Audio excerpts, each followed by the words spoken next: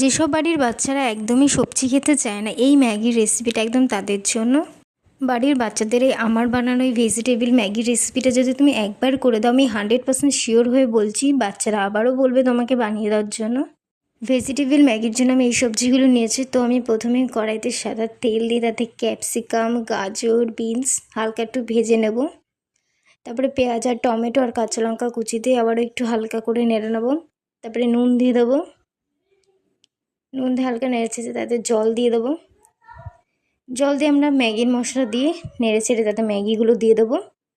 ম্যাগিগুলো যখন সেদ্ধ হয়ে আসবে তখন আমরা 1 চা চামচ সয়া সস আর ম্যাগির মশলা দিয়ে দেবো।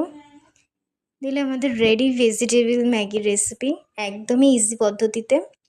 আর কি জানো তো, আমাদের বাড়ির বাচ্চারাও ম্যাগি খুব একটা পছন্দ করে না, কিন্তু আমি যখন এইভাবে টেস্টি করে সবজি দিয়ে আমি একটা ম্যাগি রেসিপি বানিয়ে দিলাম, আমাদের বাড়ির বাচ্চা কি বলো, আমাদের বাড়ির বড়রা সবাই মিলে খুব আনন্দ সহ করে এই ম্যাগি রেসিপিটা খেলো আর আবারও বানিয়ে দেওয়ার কথা বললো।